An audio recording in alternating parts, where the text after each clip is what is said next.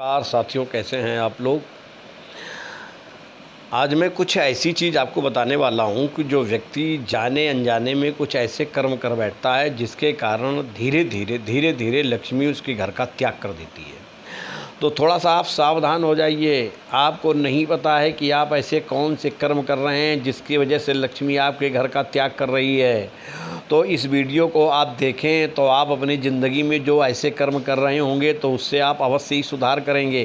साथियों, मैं सबसे पहले आपसे एक निवेदन ये करूँगा कि आपने अगर मेरे चैनल को सब्सक्राइब नहीं किया हो तो आप मेरे चैनल को सब्सक्राइब कर दें और बगल में जो घंटी आती है आप उसको भी दबा दें, जिससे कि हमारे सारी वीडियो आप तक पहुँच सकें और आप हमसे और हम आपसे जुड़े रहें।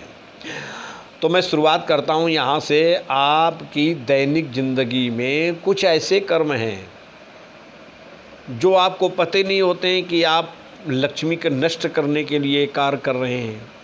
जैसे शुरुआत से लेते हैं, सुबह से जो व्यक्ति स्नान करते समय जो नदी आदि में स्नान करता है और कमर से जल में खड़े रह करके हाथ से उलीच उलीच करके नहाता है, उस व्यक्ति को भी लक्ष्मी त्याग कर देती है। लेकिन जो नियम मैं बता रहा हूँ ये प्रत्येक दिन करने से होता है। 1 2 बार 4 बार 10 बार करने से ऐसा नहीं होता है।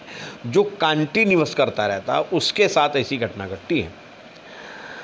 एक वस्त्र पहन करके भोजन करने वाले व्यक्ति को लक्ष्मी त्याग देती है। भोजन एक वस्त्र पहन करके नहीं करना चाहिए। दूसरी बात, एक वस्त्र पहन करके जो पूजा करता है लक्ष्मी उसका भी त्याग कर देती है। बिना आसन पर बैठे हुए जो जमीन में बैठ करके भगवान की पूजा करता है लक्ष्मी उसका भी त्याग कर देती है। नहाते समय जो व्यक्ति हाथ से नहाने के बाद अपने शरीर को झाड़ता है, यानी हाथ से पोंछता है पूरे शरीर को, ऐसे व्यक्ति को भी लक्ष्मी त्याग कर देती है। जिस वस्त्र को पहन करके नहाया जाए उसी को निचोड़ करके जो व्यक्ति उस कपड़े के द्वारा, उस वस्त्र के द्वारा अपने शरीर को पोंछता है, ऐसे व्यक्ति की भी लक्ष्मी नष्ट हो जाती है। जो व्यक्ति भोजन करते समय कौर को मुंह में लिया और उसको दांत से आधा काट लिया और आधा हाथ में ही रहा और बाद में फिर उसी को खा लिया, इस तरीके से जो प्रत्येक कौर में अधिकतर ऐसा करता रहता है लक्ष्मी उसका भी त्याग कर देती है। सुबह शाम जो व्यक्ति घर के बाहर देहरी पर बैठता है प्रत्येक दिन, धीरे धीरे लक्ष्मी उस घर का त्याग कर देती है। ये दुर्गुण है। बिना किसी कारण की उंगलियों को चटकाना, नाखून को चबाना, तिनके को तोड़ना, पैर के अंगूठे से ज़मीन को खोदना, ये सारे के सारे दुर्गुण हैं। ऐसे करने से व्यक्ति धीरे धीरे उस घर का त्याग कर देती है और व्यक्ति सामान्य ज़िंदगी जीने को मजबूर हो जाता है। अब जैसे आप ये देख लीजिए, नाई के घर पे बाल बनवाना, यानी मैं दुकान की बात नहीं कर रहा, मैं शॉप की बात नहीं कर रहा, मैं नाई के घर की बात कर रहा हूँ। जो अधिकतर नाई के घर जा कर के बाल बनवाते हैं उन व्यक्तियों को भी लक्ष्मी से रहित होना पड़ता है, यानी लक्ष्मी उनका त्याग कर देती है। पत्थर पर चंदन घिसा और पत्थर पर से ही बिना भगवान के लगाए जो व्यक्ति पत्थर पर से ही लेकर के अपने मस्तक में लगा लेता है, ऐसे व्यक्ति की भी श्री नष्ट हो जाती है, लक्ष्मी नष्ट हो जाती है।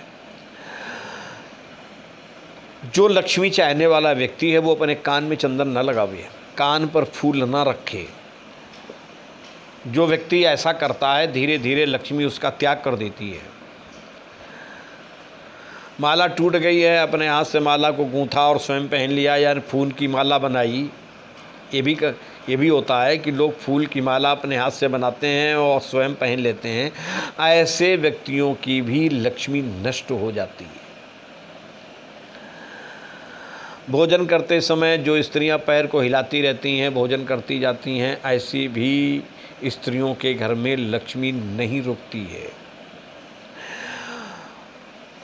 पैसा तो आता है लेकिन स्थिरता नहीं होती, उनके घर में बरकत नहीं होती है और बड़ी परेशानी होती है। उनको समझ में नहीं आता है कि हमारा पैसा कहाँ जा रहा है। तो इन सब दुर्गुणों से अगर आप बच कर के रहें तो वो लक्ष्मी धीरे धीरे आपके घर में निवास करने लगती है और आपको लगेगा कि मेरे बिगड़े हुए कार्य बन रहे हैं। तो साथियों, मैं कुछ ऐसी चीज़ें बता रहा था जो बहुत दुर्गुण हैं और जिनके ना करने से हम अपनी ज़िंदगी में बच सकते हैं, लक्ष्मी मेरे घर में ठहर सकती है और हम सुखी जीवन व्यतीत कर सकते हैं।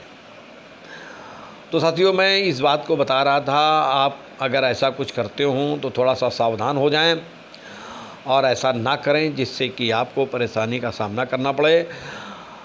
मेरी शुभकामनाएं हैं आपके साथ में, आप सुखी हों, आप आनंदित जीवन जिएं, आपके घर में लक्ष्मी का निवास हो।